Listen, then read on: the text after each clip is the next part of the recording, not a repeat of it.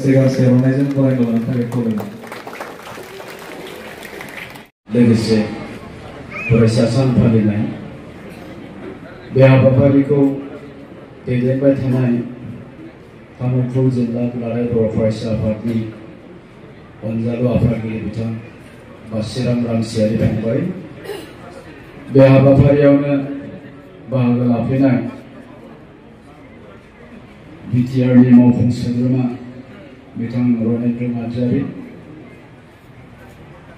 बेयावनो फुंखा सुबुं महरै बाहागो लाफैनाय डक्टर मदन चन्द्र बर' एस'सिएट प्रफेसर, बाहागो लानो हाबावनाय एसे सिगाङावसो मिलौदो गारांजों मेथाइ रोजाबलांनाय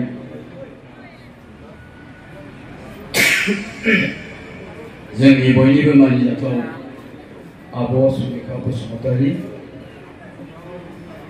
आब'खौ सिगांनिख्रुइ दिनै एसे समायनासिन आरो सिख्लासिन नुदों आङो। मैया रिटायारबो जाबाय, बेखायनो दहाय आं बुंखुमादों एसे सिख्लायावनो माबोरै रिटायार जाखो नोंलाय। जियानो जा, आब'खौ लोगो मोननानै गोजोननाय मोनदों आरो बेयावनो बाहागो लाबावनो हानाय आंनिनो लोगो बिथां प्रदीप नार्जारि, बाक्सा जिल्ला दुलाराय बर' फरायसा आफादनि आगुनि आफादगिरि बिथां हांगामा नार्जारि, तामुलपुर जिल्ला दुलाराय बर' फरायसा आफादनि आगुनि आफादगिरि बिथां दानेश्वर नार्जारि, बाहागो लानो हाबावनाय जिल्ला आफादनि गासैबो दैदेनगिरि आरो बे ओनसोलनि बुद्धिजीबि फोरोंगिरि बिथांमोन आरो साफ्रोमबो फरायसा नोंथांमोन, गिबियावनो नैबे गोथार सानाव नोंथांमोन बयनिसिमबो आंनि गोसो गोरबोनि अननाय आरो खुलुमनायखौ बावहरबाय। दहायनिफ्राय आङो एसे नोजोर होबाय थादों, बेवहाय फरायसुलाफोरनिख्रुइ जानो हागौ फरायसुलिफोरनि अनजिमाया एसे बारा खोमा, नंगौना? ना फरायसाफ्रा बिबार बारिफ्रावसो गिदिंहैबाय दं नामा, रिल्सफोरसो बानायहैदों नामा? जियानो जा, नैबे समाव साफ्रोमबो फरायसा लाइमोनफोरखौ एसेबां बुरजा खनसेयैनो लोगो मोननानै गोसोखौ आं खोब गोजोननाय मोनदों। मानोना नोंथांमोनानो जाबाय जोंनि समाजनि, जोंनि हारिनि आरो जोंनि न'खरनि इयुन जोलै, जोंनि भबिष्यत। आरो बड'फा उपेन्द्रनाथ ब्रह्मआबो मोनसे सिमां नुदोंमोन जे बर' जाथिखौ गेरेमसा हारि दानांगौनि थाखाय आरो गेरेमसा हारि दानांगौनि थाखाय नोंथांमोन बायदि लाइमोन फरायसाफोरखौनो बिथाङा थांखिदोंमोन।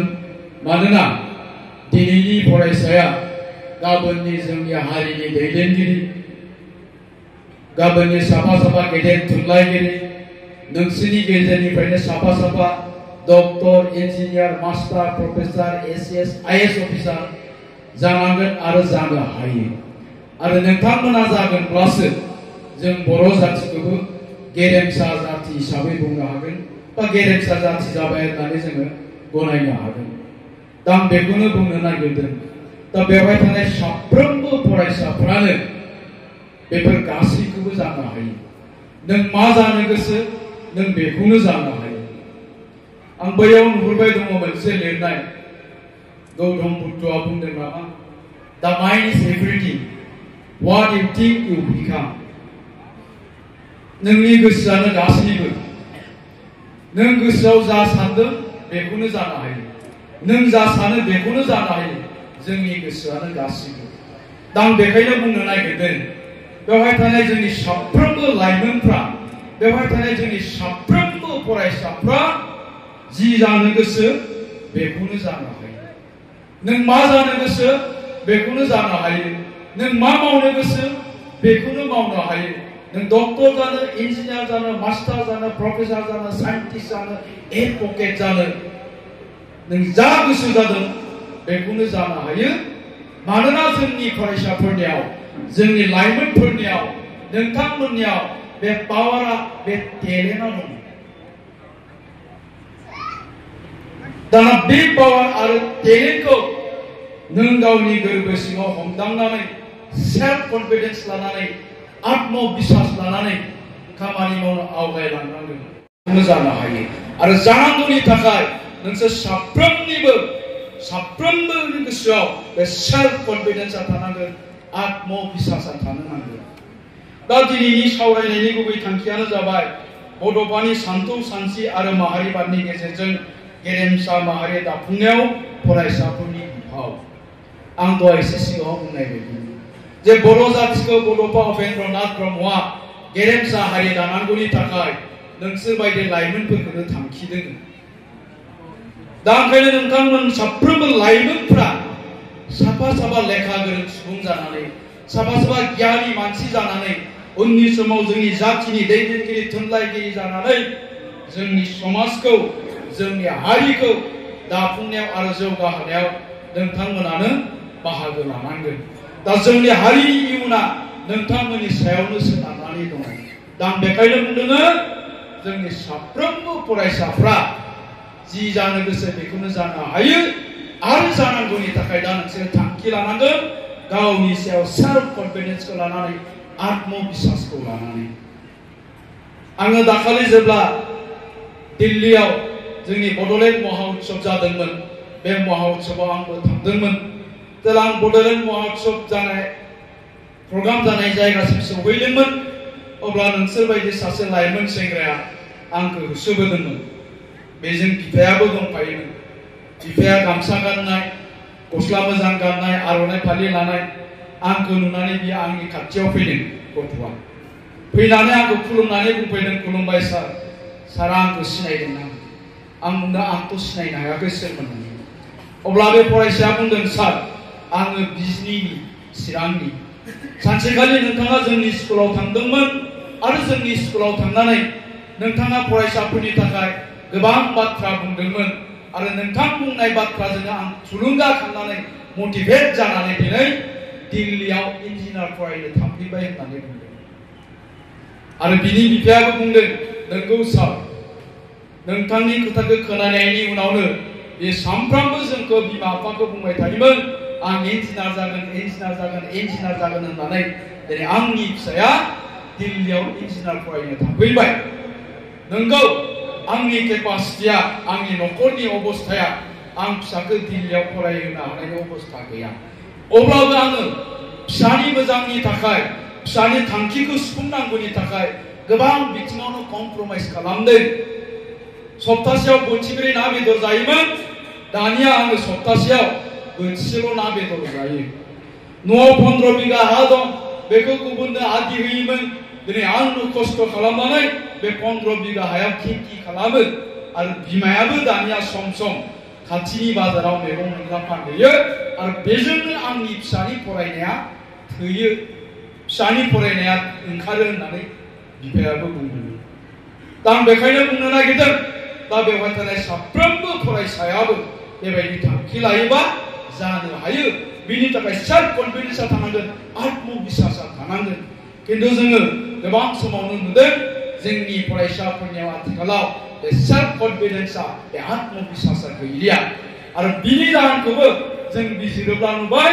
दा बिनि गुबै जाहोनानो जाबाय दिनै जोंनि गोबां बर' लाइमोनफोरखौ जे ससियेल मिडिया, बे ससियेल मिडियाया धंस खालामदों। दिनै गोबां लाइमोनफोरनि सानथौ सानस्रिखौ दिनै नेगेटिभ खालामदों ससियेल मिडियाया। आं गासिखौबो बुंनो नागिराखै, जोंनि गोबां लाइमोनफोरखौबो खालामदों। मानो? खारन बे ससियेल मिडियायाव जोंनि बर'फोरनि जा कन्टेन्ट, बे कन्टेन्टनि 90% जों नायोब्ला नुबाय मोनफ्रोमबो कन्टेन्टआनो जाबाय मैनिपुलेटेड इनफरमेशन। गावनि स्वार्थनि थाखाय सोरखौबा रायखुमानाय, गावनि स्वार्थनि थाखाय सोरखौबा गाज्रि बुंनाय, बेबायदि इनफरमेशनखौ जोङो दिनैनि दिनावहाय जोंनि ससियेल मिडियायाव नुयो। दानिया जोङो नुबाय बेबायदि इनफरमेशनखौ जोंनि फरायसाफ्रा नलेज होननानै साननानै लादों आरो बेफोर माखासे नेगेटिभ इनफरमेशननि थाखायनो जोंनि गोबां लाइमोनफ्रा दिनै बिसोरनि थिंकिंआ नेगेटिभ जादों मानोना जों नुयो सोरबा लिडारखौ जुदि सोरबा सासे मानसिया सोरबा इउटिउबारा सोरबा ससियेल मिडिया इउजारा सोरबा साहित्य सभानि लिडार सोरबा एबसुनि लिडार बबेबा मोनसे पार्टिनि लिडारखौ जुदि रायोब्ला दा बेफोर इनफरमेशनखौ बा बेफोर कन्टेन्टखौसो जोंनि लाइमोनफ्रा गोबां नायो आरो जों नायोब्ला नुबाय 1 घन्टा 2 घन्टानि उनावनो लाख लाख भिउस जायो नाथाय जेब्लानाखि सोरबा सासे मानसिया मोजां खोथा बुंबाय मोटिभेशनल माखासे बाथ्राफोर बुंबाय बेफोर कन्टेन्टआव खिन्थु सानसे साननै सानथाम सप्तासेनि उनावबो 1 लाखबो भिउस जाया दा ओंखायनो बै माखासे नेगेटिभ जितु कन्टेन्ट माखासे लाइमोनफोरनि थिंकिंआ नेगेटिभ जादों दा बैफोर कन्टेन्टआव हाबनानै बिसोरो बुङो सोरबा लिडारखौ रायोबा नोंमारगौ बेखौ नायनायावनो बेबायदि नुयो बारा थिग नोंमारा खोमालै बियो जोंनि गोबां लाइमोनफ्रा बुङो दा बे नेगेटिभ माबाफोरखौ नायनानै दिनै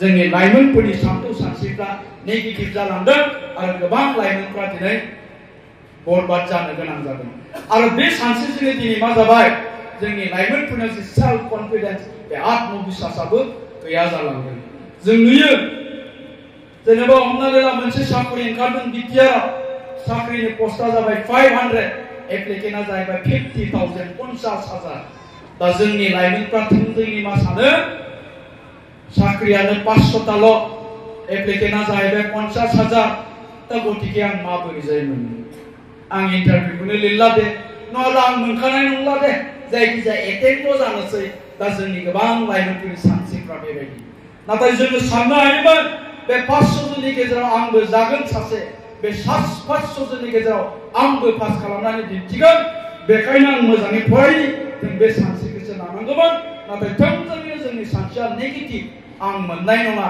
मानोना बिजाथिया बिराद बुरजा दा बेखायनो आङो लाइमोन नोंथांमोनखौ खावलायदों जोंनि बे नेगेटिभ सानस्रिफोरखौ जों गारनांगोन बे सेल्फ कन्फिडेन्सखौ आत्मबिश्वासखौ लानानै जोङो दावगालांनांगोन आं बेखायनो बुंबाय थादों बेवहाय थानाय साफ्रोमबो फरायसाफ्रा बेवहाय थानाय साफ्रोमबो लाइमोनफ्रा जि जानो गोसो बेखौनो जानो हायो जि मावनो गोसो बेखौनो मावनो हायो दा ओंखायनो जि गोसो बेखौनो जानो हायोब्ला जि मावनो बेखौनो मावनो हायोब्ला दा जोङो थांखि लानांगोन नों मा जानो सानदों नों मा जानो सानमारदों जों बा थांखिखौ लानानै दा आवगायलांनांगोन नाथाय बेबायदि थांखि लानांगौ समावहाय जोङो दिनै जोंनि गोबां लाइमोनफोरखौ लामा आन्दायनाय नुदों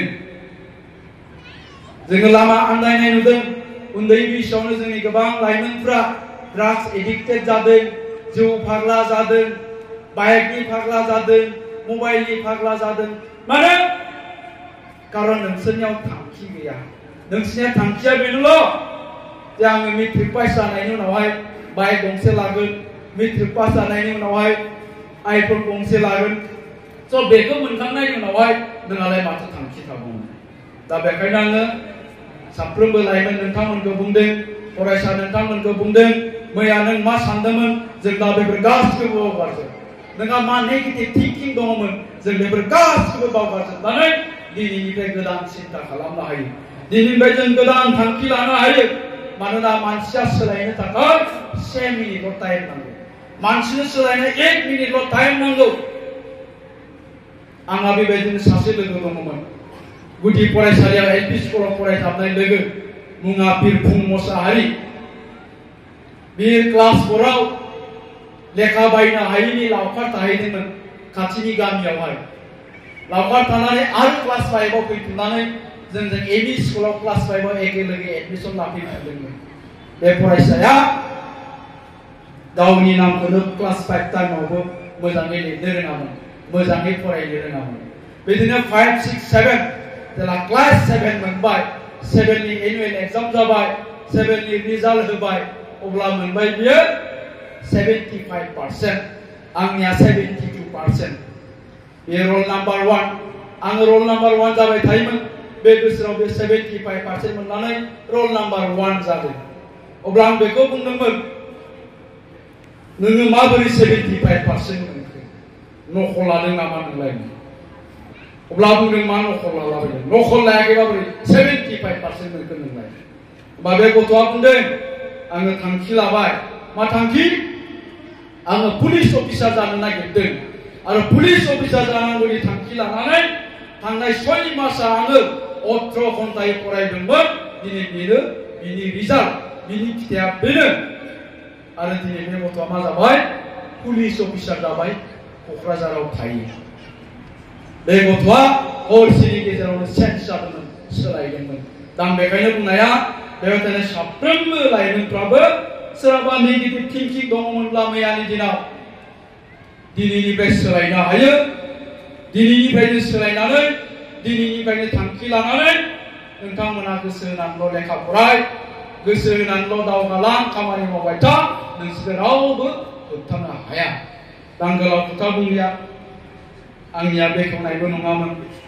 दा आंहा गुबुन मोनसे जायगायाव बेबायदि हाबा नोंथांमोनजों गोबाव सम थानो हानाय नंला आरो आङो दा बिथां इएमनि जायगाखौसो सेनानै लादों दा जियानो जा फैनो मोननानै आं खोब गोजोननाय मोनदों आरो गिबि खेबनि थाखाय बे जायगायाव हाबफैदों आरोबाव एसेबां मोजां समायना जायगायाव बे बड'फानि मुसुखा खालामनानै दोनदों बे मुसुखायावबो आं दिनै बिबार बावनायनि खाबुखौ मोनदों आरो बे गासैखौबो जोंहा नोंथांमोननि जायगानि बिथां रनेन्द्र नार्जारी आंनिनो लोगो निश्चय बिथांनि दैदेननायावनो बेखिनिया जानो सम्भब जादों दा बिनि थाखाय आं बिथांनिसिमबो रोजा रोजा साबायखर बावहरबाय नोंथांमोनजों सम मोनोब्ला फिन इयुनाव खनसे फैबावगोननि खोथा होनानै आं नोंथांमोननिफ्राय बिदाय लानोसै आरो बेजों लोगोसेनो दिनैनि बे हाबाफारिखौ बेखेवबाय होननानै फोसावबाय गोजोनथों खुलुमबाय थेंक इउ